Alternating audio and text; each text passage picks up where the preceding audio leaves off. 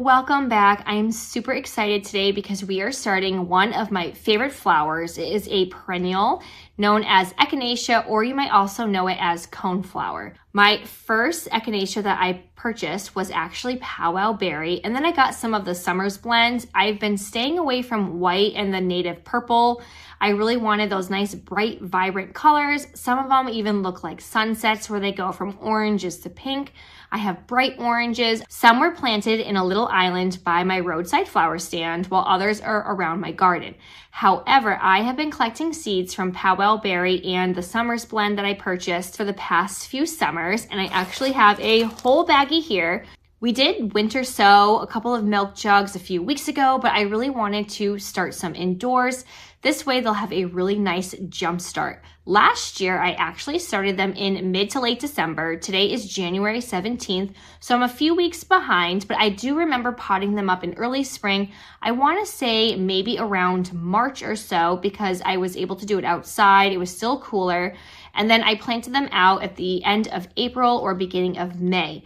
Some of them went to the school that I work at. Some of them went around my garden to fill in some gaps. And I also gave some to some of my coworkers who planted them in their gardens as well.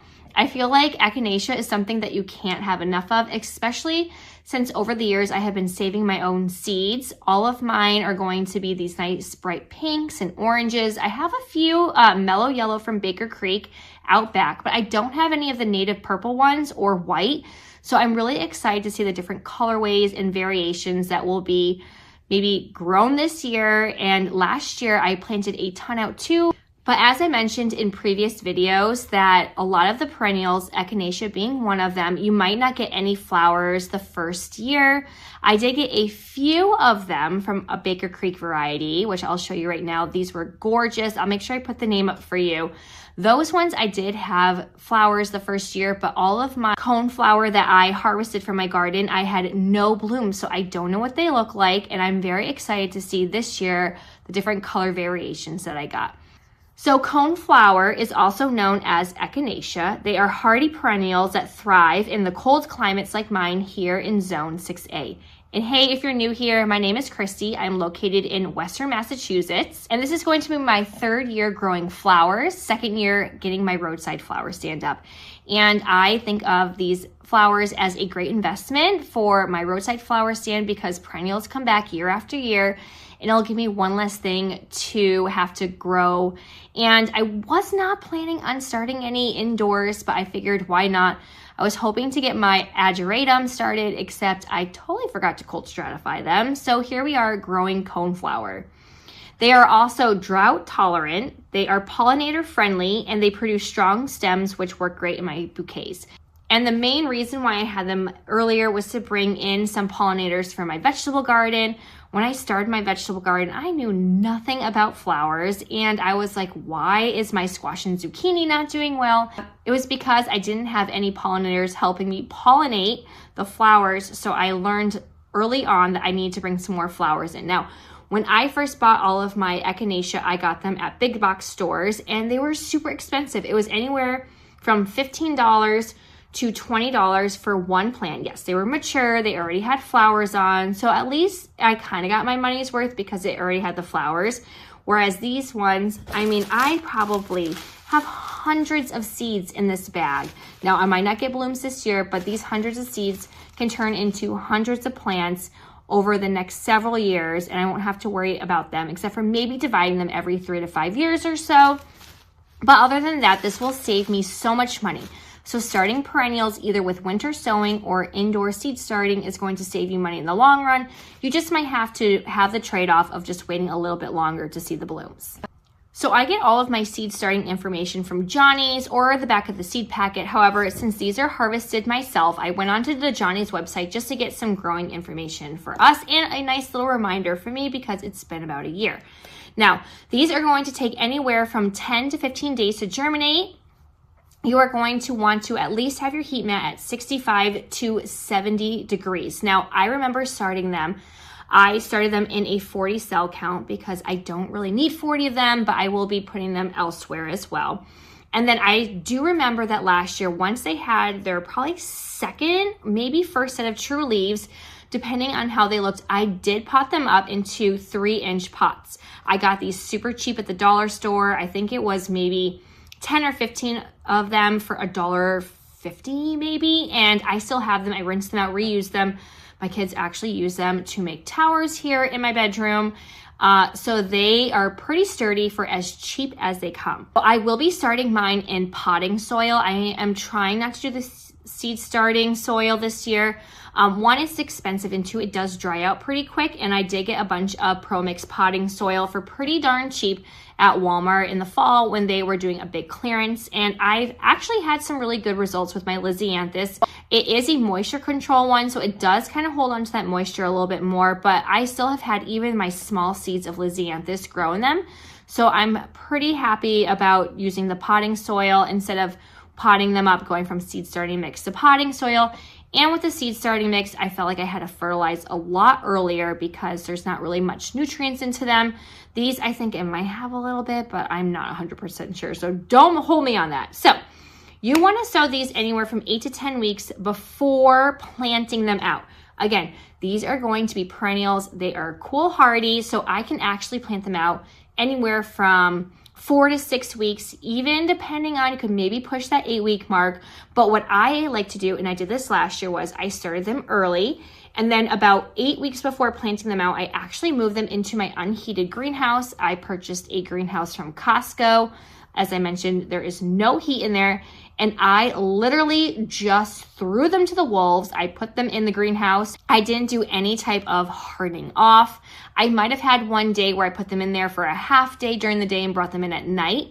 I will also make sure that the temperatures are above freezing though before I do move them into the greenhouse.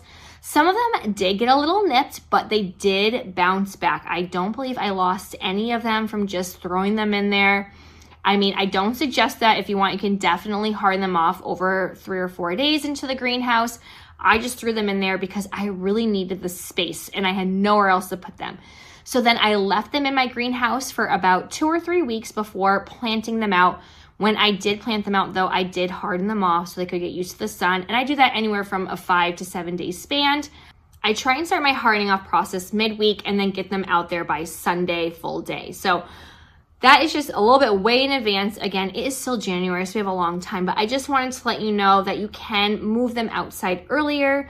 They will have a nice head start, especially from our winter sowing ones, which probably won't start sprouting until maybe late March or April. And then when I plant these ones out, they'll be nice and big, and I kind of have a better sense of where I want to put them, especially if they're filling empty space. Now, Johnny's recommends transplanting them into larger pots 30 to 40 days after you sow them. I kind of like to do it as they have at least 1 or 2 true leaves. So when you're first seeing them sprout, that is not going to be their true leaves. You're going to wait, and then you'll see their actual, and it's a totally different shape. I totally forgot what the word is, what it's called for their first little set of leaves, but those aren't the true leaves. You're going to wait until another set or 2 bloom from the plant. And what's also great is you can direct sow these as well into your garden. I have a lot of birds. We're in the woods. We have chipmunks and squirrels that just eat anything I try and direct sow. So I like to start everything indoors or with my winter sowing milk jugs, but you can once the soil temperatures are a bit warmer. Johnny's does recommend you can direct sow them into the ground when the soil is 65 degrees or above. These are going to be hardy in zones 3 through 10, so I am zone 6A, so it is perfect. I've had them come back year after year. Now, before we start seed starting, I want to tell you a few reasons as to why I want to add more, even though I have way more than enough. Besides the fact that they are my favorite and I love the vibrant colors, I am going to be using these over the years for my roadside flower stand, where I will be selling mason jar bouquets or wrapped bouquets. So they do have a really good vase life, anywhere from 7 to 10 days. They have a nice strong stem. You can use them as a focal flower. They are easy to grow and they are low maintenance. So once you have them established, you don't have to worry about watering them so much. I will water them every few days once they are well established, especially at the school that I work with. When I first plant them in, I will be watering them every single day, especially when it's hot out. But then once they get bigger towards, I would say, the end of the summer or even the fall, I would maybe water them maybe once every 3 to 4 days, depending on if there's rainfall or not. But I kind of just left them be and they still looked fabulous. All right, so let's get to seed starting. I have some pre-moistened pro-mix potting soil. Again, this is the moisture control. It's my first year using seed starting directly into potting soil. Usually I would use a Spoma seed starting mix. I really like that. I have no complaints about it whatsoever. The only thing though is that it does get pretty pricey and it would dry out super fast. So I got this all from Walmart when it was super cheap, and I have bags and bags of it. You don't want to use moisture control potting soil though if you're a winter sowing. So do it for your indoor seed starting. I have a 40 count tray right here. These are on their 3rd year. They're a little bit flimsy, but the cell packs themselves are doing good. It's more of like the bottom trays. They kind of split, but hey, they're still holding on, so we're going to be using them. When you are growing coneflower, you're going to put 1 or 2 per cell, whatever you like. I have never had bad germination rates. I do not cold stratify them. I haven't had any issues not doing so. I've only purchased seeds from Baker Creek and then used harvested seeds myself, and I had no issues with no cold stratification. I just planted them directly into the soil and they all did totally fine. But again, definitely check the back of your seed packets because different varieties may call for different directions in seed starting. So again, I have so many. I probably am going to put 2 per cell because I do plan on potting them up. I will cover them up with some soil afterwards. About 1/8 of an inch is what Johnny's recommends. So we're going to get that started. I will mist them in, put vermiculite down, and then I'll put them on a heat mat around 65 to 70 degrees where they will take anywhere from 10 to 15 days to germinate. It's up to you if you want to keep 2 in per cell, or you can divide them when you go to pot them up. I sometimes will put either 2 in the middle or 2 on opposite corners if you would like to divide them as you are potting them up. It's just a little extra tip because it makes it a lot easier to split them in half if you have them on opposite ends. And yeah, so let's get to it. We have everything all set up. I just want to mention too, when you are pre-moistening your potting soil or your seed starting mix, you want to make sure it's damp. I know some people like to do it dry. I like to have mine damp. And what I will do is I'll do like a little squish test where I'll put it in my palm and I'll give it a good squeeze. As long as it's not dripping a ton of water droplets and it's holding its form, that is what I find to be perfect, because we are going to mist them in again. And again, whoever suggested this, thank you so much, because it has been a lifesaver. So I have my garden tag. Again, today is going to be January 17th, and there's 40 cells right here. And then if I put 2 in every one, I am going to have 80 plants if they all germinate, which is like a crazy amount. I probably only need like 10 of them or so, but I do have a lot of gaps I need to fill at the school. And I'm sure some coworkers would be more than happy to have some. And since these are going to be seeds I harvested myself, there's still going to be chaff inside. So I'm just going to dump them on a little plate that I have so I can figure out what I want and hopefully can filter through it a lot quicker. So I'm just going to do a couple here and then I'll get a closer look so you can see what they look like. And I'm going to do it probably on opposite corners, or at least giving them probably about 1/2 of an inch spacing when I'm putting multiple in a cell tray. That way I can divide them up later when I'm potting them out. And I don't have to worry about taking up a whole nother tray, because we are going to be having some snapdragons starting soon, which I am thrilled about. Now, I always, when I harvest my own seeds, especially coneflower, I give them like a little squish test. I just want to make sure that they are viable. Sometimes like the smaller seeds, you can squish them and they flatten like a pancake, which means there's not going to be anything to really grow in them. So you might see me like just giving them a firm little press. So I'm going to do a few of them and then I'll get up nice and close for you so you can see what it looks like.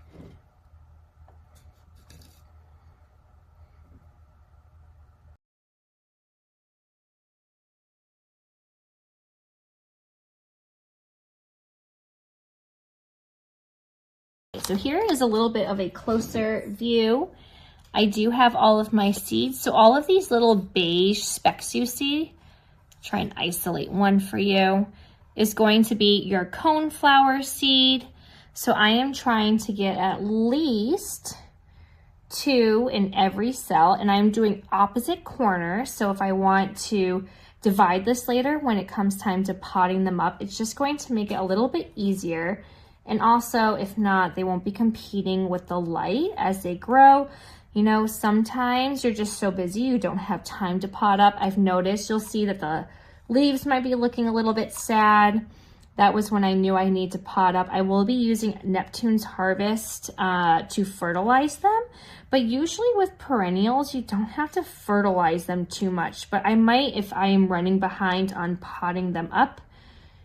So again, I give them like a little squish test. I just want to make sure there's something like this one right here. It didn't feel super firm, so I might add a third one in just in case. But it's super simple. You kind of envy the fact that when you buy them from a seed packet though, that you're not separating them. Normally, if I was seed starting, I would just take it and just sprinkle the whole entire thing. I wouldn't even worry about picking the seeds out one by one. But for this, I am just going to try and not have too many extra things inside the seed starting mix. All right, we are almost done. If I can find a few more viable seeds, that would be great. And to think that I have that whole baggie and I still have a whole entire brown paper bag filled with some more coneflower tops that I haven't even separated. All right, and we are just about done. And then we are going to bury them with some more potting soil. So I'm going to add my potting soil and I'm just going to give a little bit of a light coating. You can even press them down too if you want and just filter through some of the potting soil. But I just want it to be a nice small layer. I've also just scattered them. I've had them before where I was like, oh, this one might not be blooming or be coming up, so I actually just put them on top and they did fine. I just feel like they were a little bit flimsy though. But you also could take a little pen or the back of a Sharpie and you could even just make a hole and plop them in there. I usually will just go through and bury them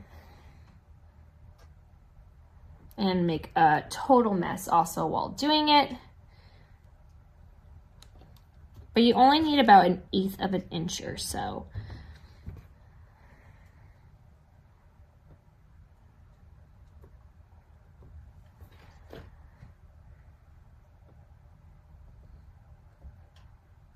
And then we will mist them in, get a humidity dome on.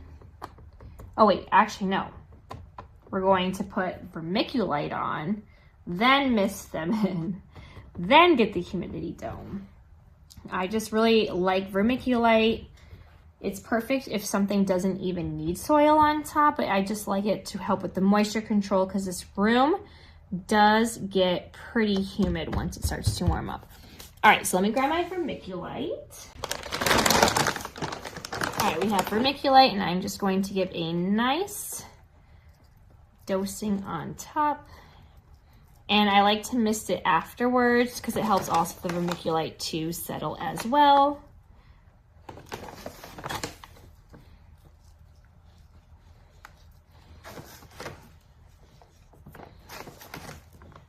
All right, that should be good.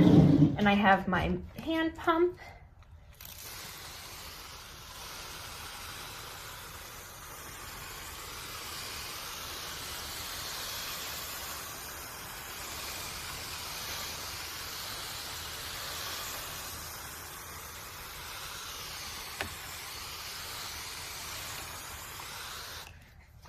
All right, and just like that, we are all done. So we have about 80 or so seeds in here. I'm going to put the humidity dome on top, get them on the heat mat. They don't require light to germinate, but because of where the heat mat is, they will be getting some light. It will be sharing a shelf space with some Lysianthus, so it does have some light there. But once I see germination in about 75% of this tray, I will take my humidity dome off and then I will put them under their own set of lights, probably on another shelf. And you do want to make sure these stay moist. I will just make sure I touch the top of the soil see if it is still going to be damp, and if not, I would take my mister, mist it again, put the humidity dome right back on until I have about 75% germination. Then I'll take the humidity dome off and I will put it under its own set of grow lights where it will just stay until they're ready to be potted up. And then I will probably keep misting them until they are a little bit bigger, and then I will start bottom watering. I usually, like before dinner time, will fill all the bottom of the trays, let them soak, and then after dinner, dump out anything that is extra because you don't want them sitting and getting super soggy. So just make sure you check the bottom of the trays. Also, a good tip too is when you are growing them, make sure that your shelves are level, because I've had it before where they weren't level, and then I would have, say, like the first half, because it was a little bit tilted, these would be all nice and damp, and I wouldn't see until later that these were still super dry. I didn't know why, and it was because the shelves were just not level. So something to check on. So thank you so much for growing some Echinacea with me. Again, it's one of my favorite flowers. It is a great perennial, especially if you're trying to just have a nice little pollinator friendly garden. It's great to grow around your vegetables, and it's also great if you're using them for cut flowers. So if you like to stay tuned and updated and see what else we are growing next, go ahead and click like and subscribe and hit that bell button, and I'll see y'all next time. Happy gardening. Bye.